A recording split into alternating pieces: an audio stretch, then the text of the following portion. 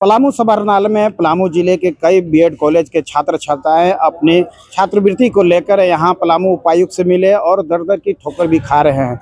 आइए हम जानते हैं इनसे कि क्या क्या समस्या है और कहां कहां से लोग आए हैं।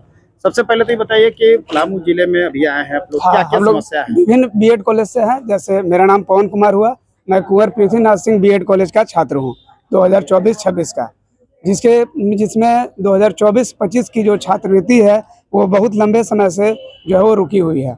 मतलब 80 लगभग 60% से अधिक छात्रों का जो छात्रवृत्ति है वो रुका हुआ है। और कहा जाता है कि राज्य सरकार से जो कोष आया वो बट गया, अब केंद्र से जब आएगा तो मिलेगा। तो ये केंद्र और राज्य का जो चक्कर है, इसमें हम लोग जो आम छात्र लोग हैं वो पिस रहे हैं। मेरे साथ अभी छात्र छात्रा हैं, जो आखिर क्या समस्या है ये बताइए। सर, मेरा नाम सुरभि कुमारी है। मैं कुमारिस इंटरनेशनल बीएड कॉलेज रजवाड़ी बीएड की प्रशिक्षु हूँ। मेरी समस्या ये है कि 2024-25 का अभी जो स्कॉलरशिप आता है, हम लोग का ओबीसी कैटेगरी में किसी का भी नहीं आया है। समस्या ये है कि अगर स्कॉलरशिप नहीं आया तो हम लोग का पढ़ाई बहुत बाधित हो जाएगी, क्योंकि घर से आर्थिक दबाव पड़ता है। हम लोग जैसे तैसे करके तो अपना करियर बनाने के लिए लड़ झगड़ के पेरेंट्स को मनाते हैं कि हम लोग को आगे पढ़ाई करना है, और वो लोग भी तैयार रहते हैं कि स्कॉलरशिप के थ्रू हमारे पढ़ाई आगे की तैयारी पूरी होगी। पर समय पर न मिलने के कारण अब हम लोग को लगता है कि पढ़ाई बीच में ही अधूरी रह जाएगी। मेरे साथ और अभी छात्र भी केवल है। आप ये बताइए कि कई छात्र ऐसे हैं जो पैसे के अभाव में दर दर ठोकर खाते हैं, कहीं कोई आत्महत्या भी कर लेते हैं। इस पर आपका क्या कहना है?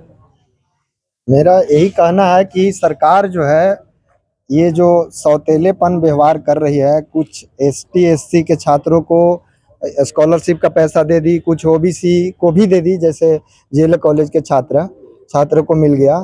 तो ये जो है गलत हो रहा है। हम लोग भी एक उम्मीद लगाए हुए हैं कि अगर मिल जाएगा किसी तरह से तो हम लोग कभी कंटिन्यू पढ़ाई होगा। तो ये समस्या है, हम लोग के बीच में बहुत काफ़ी समस्या है। किसी तरह से हम लोग एडमिशन लिए, किसी तरह से प्राइवेट कॉलेज में पढ़ रहे हैं। इधर फी का दबाव अलगे है, पढ़ाई का दबाव अलगे है, एक तो सेशन लेट भी रहता है। यहाँ पलामू में कई तरह के समस्या को झेलते हुए हम लोग दर दर भटक रहे हैं, लेकिन सरकार इस चीज़ को अपने संज्ञान में नहीं ले रही है, जो बिल्कुल ही गलत है। मेरे साथ एक और छात्र है। आप बताइए कि आप एक महिला है, अब शादीशुदा भी हो गया है, जहाँ तक आप घर परिवार भी चला रहे हैं, उसके साथ बच्चे लोग का भी पढ़ाई कर रहे हैं, आपकी पढ़ाई में कितना बाधा आ रहा है? सर, देखा जाए तो यही सोच करके एडमिशन लिए थे कि अब बच्चे को पढ़ाने के साथ साथ स्कॉलरशिप के सहायता से हम भी पढ़ाई पूरा कर सकते हैं। फिर बीएड कंप्लीट करके कोई भी जॉब की तैयारी करके जॉब ले लेंगे।